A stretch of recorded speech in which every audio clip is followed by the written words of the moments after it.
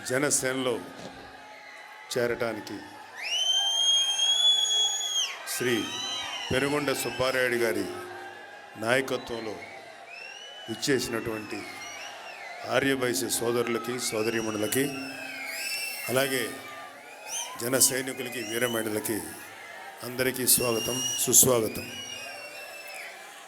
పెనుగొండ సుబ్బారాయుడు గారు అనగానే మాకు మా తాతగారు ఉద్యోగం చేసింది, మా నాన్నగారు పెరిగింది పెనుగొండలో కనికా పరమేశ్వరి దేవి గుడి, చాలా పెద్ద గుడి, బహుశా అదే అనుకుంటానండి మొత్తానికి స్టేట్ మొత్తానికి నెంబర్ 1 పెద్ద అమ్మవారిది. సో మా నాన్నగారి చిన్నప్పుడు బాల్యం అంతా పెనుగొండలో జరిగేది. సో నాకు చాలా షాకింగ్గా సుబ్బారెడ్డి గారి ఇంటి పేరు పెనుగొండ అవ్వటం అనేది నాకు చాలా యాదృచ్ఛికంగా ఉంది, చాలా హ్యాపీగా ఉంది కూడా. సో నేను నెల్లూరులో సర్వోదయ కాలేజీ చదువుకున్న విద్యార్థిని, డిగ్రీ చదివాను. సో మనకి ఆర్యవైశ్యులు అనగానే మొదట గుర్తొచ్చేది మన ఆంధ్రప్రదేశ్కి సంబంధించినంత వరకు శ్రీ పొట్టి శ్రీరాములు గారు. సో మాకు అక్కడ పొట్టి శ్రీరాములు గారి విగ్రహం ఉండేది. ఆ టైంలో నేను హిస్టరీ కూడా చదువుకున్నాను కాబట్టి ఆయన ఎంత త్యాగం చేశారు ఆంధ్రప్రదేశ్ కానీ ఎన్నో విషయాలు నేర్చుకున్నాం ఆయన దగ్గర, నిరాడంబరంగా ఎలా ఉండాలి అని. యాదృచ్ఛికంగా ఆ కాలేజీ ఆర్యవైశ్యుల సంఘానికి సంబంధించిన ట్రస్ట్ది, చక్కగా చదువుకున్నాం, అక్కడ పాస్ అయ్యాం, ఆ తర్వాత లా చదివాం.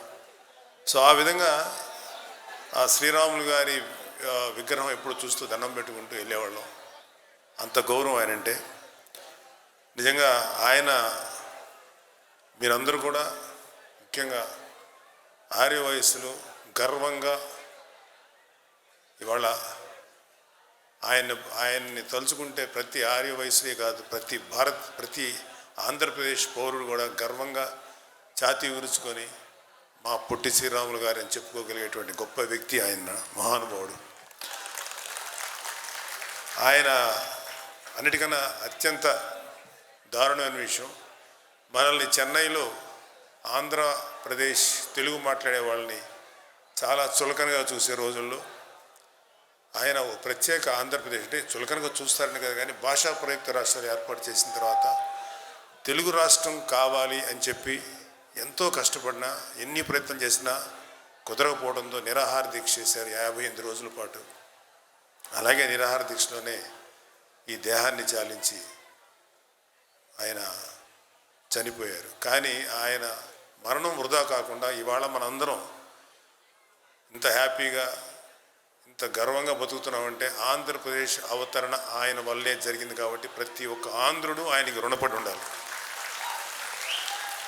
ఈ విషయంలో పవన్ కళ్యాణ్ గారు ఆయన సిద్ధాంతం, మన జనసేన సిద్ధాంతం ఏంటంటే ప్రభుత్వం ఏర్పడిన తర్వాత కూడా ఎంతసేపు నాకు నేను అనకుండా ప్రజలకు మనం ఏం చేయగలుగుతాం అనేటువంటి ఆశయంతో ముందుకెళ్తున్నారు. పవన్ కళ్యాణ్ గారి గురించి మీకు ఎవరికి ప్రత్యేకంగా చెప్పక్కర్లేదు. ఆయన ఎంత గొప్ప వ్యక్తిత్వం ఉన్న మనిషో, ఎలాంటి వ్యక్తో మీ అందరికీ తెలుసు, చిన్నప్పటి నుంచి చూస్తున్నటువంటి నాకు కూడా తెలుసు.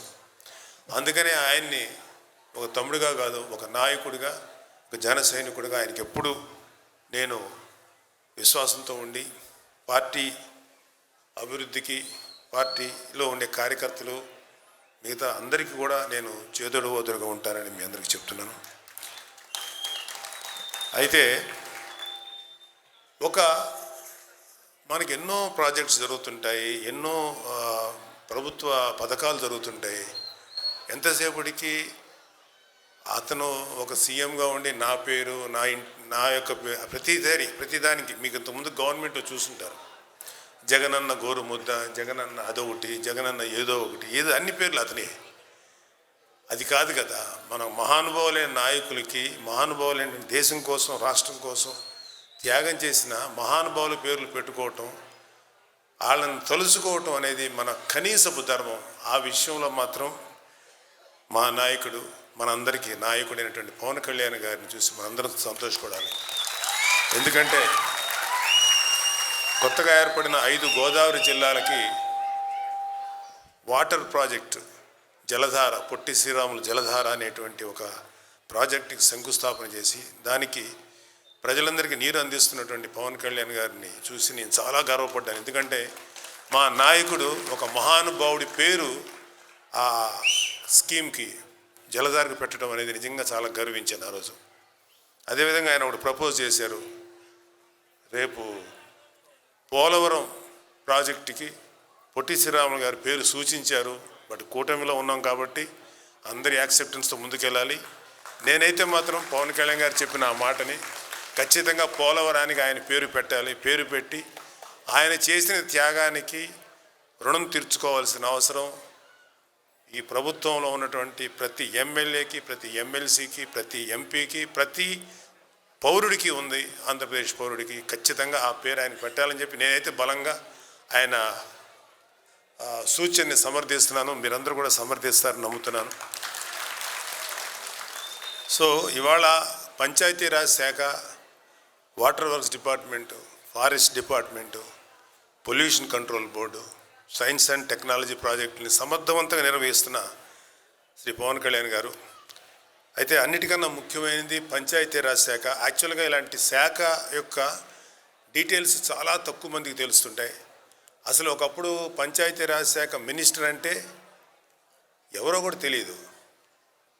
అసలు అక్కడ ఏం పనులు చేస్తారో కూడా చాలామందికి తెలియదు. ఇవాళ పవన్ కళ్యాణ్ గారు ఎన్నో, తను ఒక ఏ శాఖనైనా సరే చూస్ చేసుకునే అవకాశం ఉన్న రోజుల్లో నాకు పంచాయతీరాజ్ శాఖ కావాలి, గ్రామాల్ని డెవలప్ చేయాలి అన్న ఆలోచన వచ్చినప్పుడు చాలామందికి ఏంటి పంచాయతీరాజ్ శాఖ తీసుకున్నారని అన్నారు. కానీ ఆ శాఖలో ఉండటం వల్ల ఆంధ్రప్రదేశ్కి, అంటే ఎక్కువ భాగం ఆంధ్రప్రదేశ్ గ్రామాల్లో ఉంది కాబట్టి ఇంత సర్వీస్ చేయొచ్చు అన్న విషయం ఆయనకు ముందుగానే తెలుసు. ఆ శాఖనే ఆయన తీసుకున్నారు. అత్యంత కష్టతరమైన శాఖ అది, చాలా ఆస్పెక్ట్స్ ఉండే దాంట్లో, దాన్ని తీసుకున్నారు.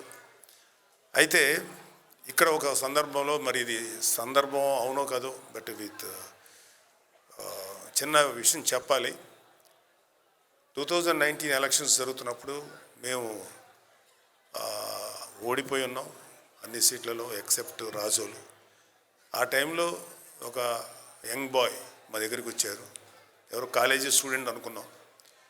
తర్వాత ఆయన మనస్ఫూర్తిగా తన మద్దతు ప్రకటించి, మేము మీ వెనకాల ఉంటాం, మీతో ఉంటాం, మీరు మంచి పని చేస్తున్నారు, మీరు ప్రజల కోసం నిలబడండి, ఓడిపోయినా కూడా మీరు ఉండే తీరాలి, మీలాంటి వ్యక్తులు కనుక నిలబడి ముందుకు వెళ్ళకపోతే మన ఆంధ్రప్రదేశ్ని కాపాడటానికి ఇంకెవరు ముందుకు రారు, ప్లీజ్ అంటే.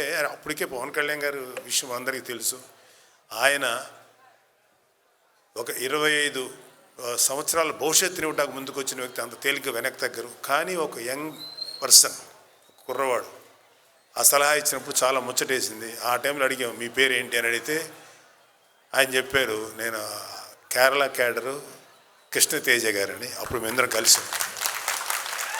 ఇవాళ పంచాయతీరాజ్ శాఖలో పవన్ కళ్యాణ్ గారి ఆలోచనల్ని యథాతథంగా అమలయ్యే విధంగా కళ్యాణ్ బాబు గారికి కుడిభుజంగా ఉన్నటువంటి శ్రీ కృష్ణతేజ కమిషనర్ గారు, ఇవాళ పంచాయతీరాజ్ శాఖ పవన్ కళ్యాణ్ గారు ఇంత సమర్థవంతంగా నిర్వహిస్తున్న సందర్భంలో ఆయన పాత్ర మరువలేనిది. ఇంకా చేస్తూనే ఉంటారు.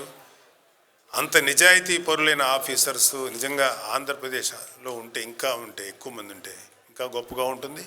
బట్ ఎనీహౌ, గతంలో ఉన్నటువంటి వైసీపీ అవినీతితో కూడిన ప్రభుత్వం కన్నా ఇవాళ కూటమి ఎంతో అద్భుతంగా శ్రీ నారా చంద్రబాబు నాయుడు గారి నాయకత్వంలో ముందుకెళ్తుంది. 3 పార్టీల కలయికలో మంచి పనులు, ఎంతో సర్వీసు మనందరికీ, మన ప్రజలందరికీ జరుగుతుంది. గుడ్ గవర్నెన్స్ జరుగుతుంది. సో మనందరం కూడా, మీరు ఇవాళ ఎవరైతే చేరబోతున్నారో జనసేనలో, మీరందరూ కూడా మనం ప్రజలకు ఏం చేయగలుగుతాం, ఎవరైనా సరే ఇక్కడ జనసేనలో చేరిన ప్రతి ఒక్కళ్ళు కులాలకి మతాలకి అతీతంగా పనిచేస్తూనే ప్రతి వాళ్ళు వాళ్ళ కులంలో ఎవరికన్నా సపోర్ట్ చేయటం అంటే అక్కడ పేదవారు కానీ లేకపోతే అవసరంలో ఎవరున్నారో వాళ్ళకి సపోర్ట్ చేయడంలో ఏమాత్రం తప్పు లేదు, ఖచ్చితంగా సపోర్ట్ చేసి తీరాలి. సో కానీ దానికన్నా మించి బియాండ్ అతీతం, కులాలకి మతాలకు అతీతంగా మనందరం ప్రజలకు దగ్గర అవ్వాలి, మనందరం సర్వీస్ చేద్దాం. మీ అందరికీ ఎప్పటికప్పుడు ఏ విధమైనటువంటి సలహాలు సంప్రదింపులు నా వైపు నుంచి ఎటువంటి సహకారం కావాలన్నా మీ అందరికీ మనస్ఫూర్తిగా అందిస్తాను. శ్రీ సుబ్బారాయుడు గారు చాలా సాధు జీవి, చాలా నాకు ఆయన కనపడేప్పుడు చాలా మృదు స్వభావి, చాలా సాఫ్ట్ పర్సన్. ఒకసారి మిస్ అయింది ఈ ప్రోగ్రాం వర్షాల వల్ల, అప్పుడు చాలా ఫీల్ అయ్యారు. లేదు సుబ్బారాయుడు గారు మీలాంటి వ్యక్తి ఆధ్వర్యంలో ఎంతోమంది చేరుతున్నప్పుడు నేను ఒకసారి కాదు 10 సార్లు ప్రోగ్రాం క్యాన్సిల్ అయినా 11 సారైనా వస్తానని చెప్పి ఆయనకి మనస్ఫూర్తిగా నా మద్దతు అని ఆయనకి సపోర్ట్ ఇచ్చాను. మీరందరూ కూడా ఒక విషయం గుర్తుపెట్టుకోవాల్సింది ఏంటంటే, ఇక్కడ వయస్సుల యొక్క వాళ్ళ సమాజంలో వాళ్ళ పాత్ర ఎంత ప్రధానమైందంటే, భారతదేశపు ఆంధ్రప్రదేశ్ సంపద సృష్టిలో వారి యొక్క పాత్ర మాత్రం చాలా చాలా చాలా ప్రముఖమైనది. కాకపోతే ఏంటంటే పాపం వాళ్ళు గొడవలకు దిగరు, కొట్లాడరు, కానీ సైలెంట్గా ఉంటారు, ఎవరితోటి ఇష్యూస్ పెంచుకోరు, అందరితోటి సంయమనంతో ఉంటారు, శాంత స్వభావాలు. కానీ వాళ్ళకు గనక ఏమాత్రం వాళ్ళని గనక తప్పుగా ఏమన్నా వాళ్ళని గనక ఇబ్బంది పెడితే మాత్రం వాళ్ళు ఎంత తెగించగలరంటే ఒక రాష్ట్రం అవతరించేంత వరకు తెగించగలిగే దమ్మున్నవాళ్ళు వాళ్ళు. సో ఆ విధంగా వయస్సులందరికీ, ఎవరైతే ఆర్య వయస్సులు ఉన్నారో వారికి కానీ వారందరికీ మనస్ఫూర్తిగా నా ధన్యవాదాలు, కృతజ్ఞతలు తెలియజేసుకుంటున్నాను. అలాగే వీర మహిళలు, జన సైనికులందరికీ కూడా నా కృతజ్ఞతలు, ధన్యవాదాలు తెలియజేసుకున్నాను. మనందరం కలిసిమెలిసి ముందుకెళ్తూ రాష్ట్రానికి మనందరం మన వంతుగా ఎంత సేవ చేయగలం అంతవరకు సేవ చేస్తూ మనందరం ముందుకెళ్దాం. జై జనసేన, జై హింద్.